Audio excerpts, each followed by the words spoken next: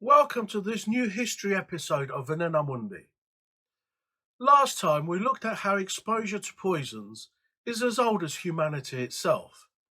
As early nomadic tribes moved about, their members would often encounter new plants and animals, some of which might have beneficial whilst others a deadly effect. A few particularly astute individuals amongst them would notice and learn from these events, and so gradually the role of the expert healer was born.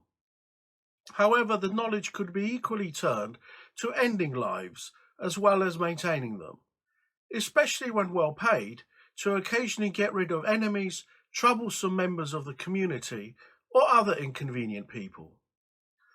As time passed, healers thus became equally feared as well as respected. We don't know what substances they used until the ancient Egyptians began to write down detailed records of the medicines and poisons they used for the first time. Some of this information was most likely learned by the Hebrews prior to the exodus from Egypt. To learn about their use of poisons, we thus need to follow them north to the kingdom they established between the shore of the Mediterranean Sea and the River Jordan. How did they learn to give poisons without victims noticing?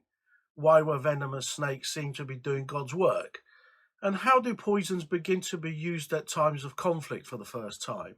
To find out, please continue watching this episode of Venena Mundi.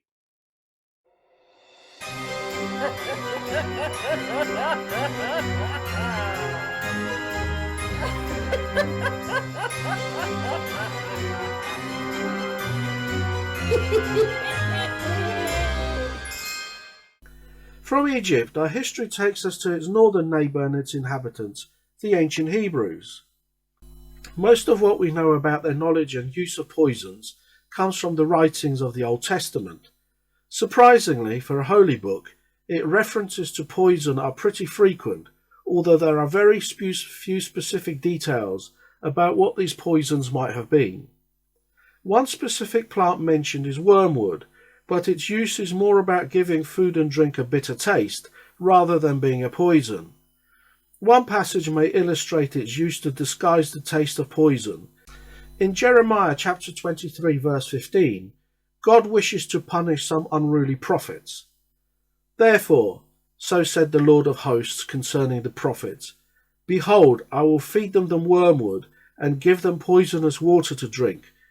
For from the prophets of Jerusalem has falseness emanated to the whole land.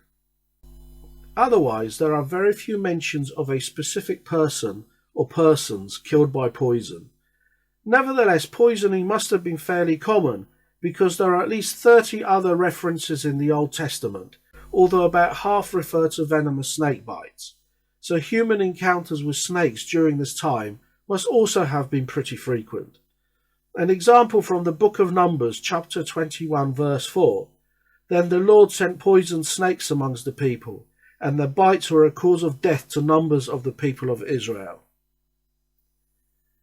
The biblical term used for venom of snakes and other reptiles is hema. Interestingly, the word specifically refers to the sensation of heat rather than the substance itself, clearly in an allusion to the most obvious symptom of such bites. Otherwise, the Hebrews' words for poisons of plant origin seem to have been rosh or chema, although their use was probably largely generic, referring to all and any kind of plant poison. Rosh does appear to be slightly more specific, and in particular used in reference to medicinally active substances and poisons derived from the poppy. Nowadays, we know these to be morphine and codeine in unprocessed form and heroin after these have been chemically transformed. As for other substances, the Hebrews also seem to have been aware of a yellow form of arsenic under the name Sam, aconite under the name Boshka, and possibly sun for the poison from ergot, although none of these names appear in the Old Testament. What about people who may have prepared and used such poisons? Do we have any idea who they may have been? Unfortunately, no writings naming anyone survive, if they existed at all, but some historians believe that the witches mentioned in the Old Testament may have sold enchantments and possibly been poison sellers. The most mysterious of these is the Witch of Endor, described in the book of Samuel chapter 28. Despite the fact that King Saul had ordered the execution of all witches in Israel, he sought guidance from her in a moment of weakness as he and his soldiers faced a battle with the Philistines. He commanded her to summon the ghost of his predecessor, King Samuel, who had recently died, to offer him counsel on the upcoming conflict with the Philistines. When the ghost appeared, it warned Saul that he and his soldiers would lose, killing Saul in the process. Saul collapsed to the ground, shaken by the news. However, the witch persuaded Saul to eat some of the Carmen baked bread she had prepared, in a rare picture of Old Testament altruism. Saul and his companions left after eating. Unfortunately, Saul's fate had been sealed. The prophecy came true the next day. The king was killed, and Israel fell into the hands of the Philistines. Talking of battles, one of the earliest mass uses of poisons was in the deployment of poisoned arrows. It seems like the first to use such weapons may have been the ancient Persians, although it's highly likely to go back even earlier than that. We will look at this in a lot more detail in another episode, but for completeness, the use of such weapons is also recorded in the Old Testament, this time in the book of Job, chapter 6, verse 4. The arrows of the Almighty are in me, my spirit drinks their poison. Although the text does not specifically refer to the use of such weapons in war, its allusion to poison along with arrows clearly shows the existence of such objects at the time of writing, about 700 to 600 years BC.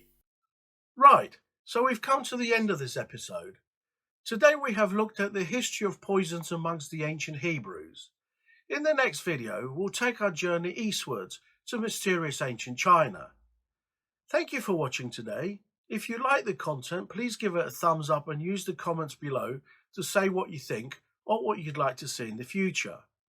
In the meantime, please don't forget to subscribe so that I don't get lonely, and please click on the notification bell to make sure you don't miss the next episode.